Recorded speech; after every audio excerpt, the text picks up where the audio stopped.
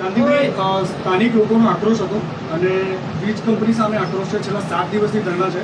લોકોનું એ પણ કહેવું હતું કે ગાંધીભાઈ અહીંયા સુધી કેમ આવ્યા નથી 7 દિવસ થયા. હું 7 દિવસ પહેલાં અમે મારા બધા ભાઈઓ ભત્રીજો બધાએ લગભગ 100 જણાને મિટિંગ કરી હતી. ત્યારે કંપનીના અધિકારી પોલીસ સાથે મિટિંગ કરીને ગયો હતો અને મિટિંગમાં થોડીક માંગણી બેયની સંતોષકારક ન થઈ એટલે એ મિટિંગ માન્ય ન રાખ્યું અને હું બીજે દી બોમ્બે ગયો. 3 દી બોમ્બે સારવાર માટે. મારે દર 20 દીએ જે ડોઝ લેવાનો હોય એટલે બોમ્બેથી આવી અને 2 દિવસ થયા હું આ જ કામમાં અને અહીંના અમારા બધા ભાઈઓ ભત્રીજા કોન્ટેક્ટમાં રહી અને 2 મુદ્દા હતા, એક પાણીના અને આના. એમના મુખ્યમંત્રી હર્ષભાઈ બે અધિકારી યારે એમને મિટિંગ થઈ, અહીંથી કલેક્ટરને બધાને બોલાવ્યા હતા અને એ રજૂઆતના આધારે 2 દી અહીંયા રોકાણ હતો અને આ 6ઠા દીએ હું આજે અહીંયા આવ્યો અને એ મારું ગામ છે. એમનો ઉકળાટ હોય એના હું ભેગો હોય.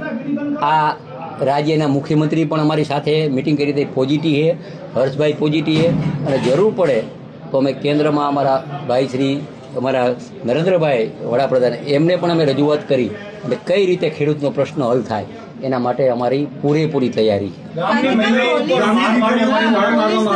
પોલીસે માર માર્યો, નાના બાળકોને ડિટેન કરવામાં આવ્યા અને મંત્રીનું ખુદનું ગામ હોવા છતાં પણ પોલીસ જ્યારે લઈ જાય છે લોકોને તો એમાં આક્રોશ છે લોકોનો. પહેલાં સાંભળો, બધી બાબતમાં હું મારા બધાના કોન્ટેક્ટમાં હતો, લઈ ગયા એને પાછા મૂકી ગયા.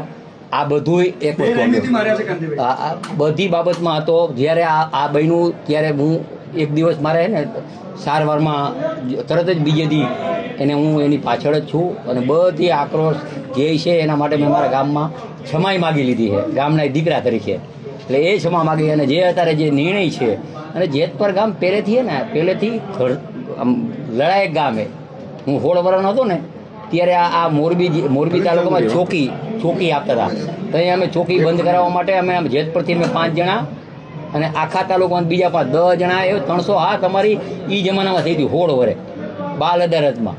એટલે ગામ લડાઈ છે અને આ ગામના લડાઈ છે બધાને ફાયદો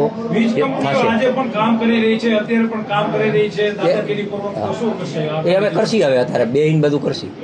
આગળ પર તમે ગોપાલ ઇટાલિયા સાથે ચેલેન્જ કરી હતી. ગોપાલ ઇટાલિયાએ વીજળીના મુદ્દે એવું કીધું છે કે વળતર નહીં પણ આનું ભાડું આપવું જોઈએ. આના માટે એ અમે અમારા જે આગેવાનો હોય રાજસ્થાનનું મગવી શું કરવું એ બધું ચર્ચા કરશે.